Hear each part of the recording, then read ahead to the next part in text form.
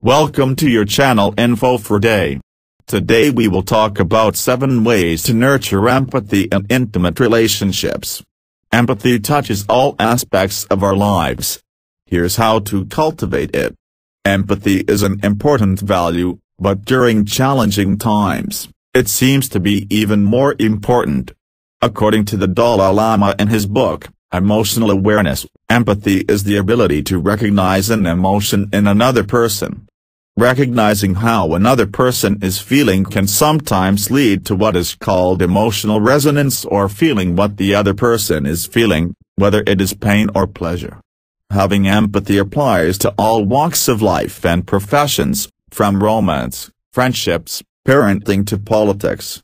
In his early research, Carl Rogers defined empathy as perceiving the internal frame of another person. He said that maintaining an empathetic way involves being sensitive moment by moment to the changing felt meanings that flow in the other person. It means temporarily living in the other's life, moving about in it delicately without making judgments. It means sensing meanings of which he or she is scarcely aware, but not trying to uncover totally unconscious feelings. Page 142. In his own research, Rogers suggested that when studying personality, we don't give enough consideration to the concept of empathy, and its importance when wanting to affect both personality and behavior change. He found that in his clinical practice that it was a very unappreciated way of being. Daniel Coleman has done a fair amount of research on the connection between emotional intelligence and empathy, and has found that empathy is a large component of an individual's emotional quotient. A more recent study by Bex, Cohn and Hasselmo, 2013, suggested that we're hardwired to be empathetic with those closest to us because when we're close with someone, they become part of ourselves. Having empathy can lead to having compassion. When you have compassion for someone else, you want to help them or relieve any suffering they're experiencing.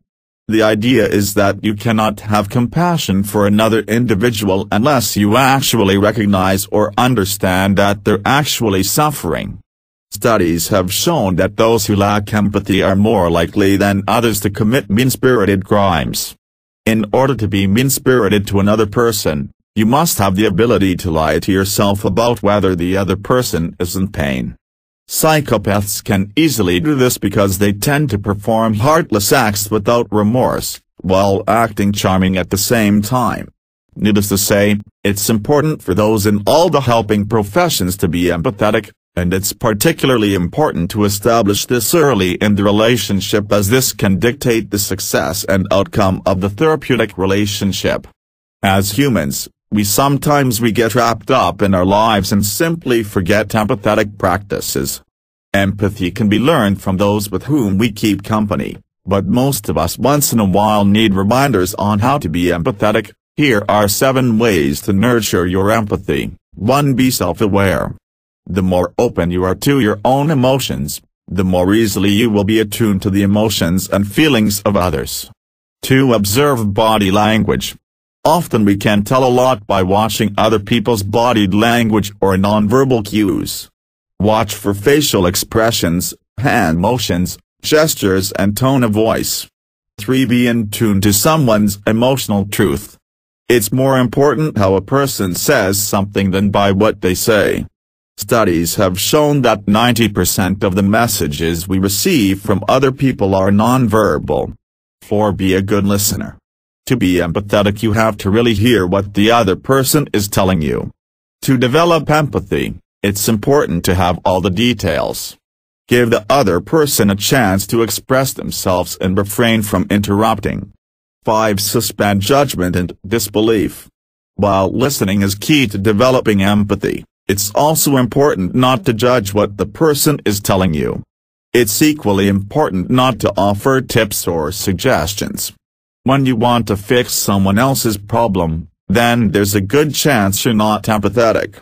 If you're thinking about fixing the problem, you're not in tune to what they're going through. 6. Use reflection. While reflection is important in writing, it's also an integral part of being a healer. This is in line with Carl Rogers' therapeutic practice by clarifying back to the person what they're feeling. You might say something like, "It seems to me you're saying that your feelings are hurt." 7. Put aside your own views and values. It's important to do this so that you're completely focused on the other person's needs. Thank you for watching. Do not forget to click on like and subscribe to the channel to get everything new.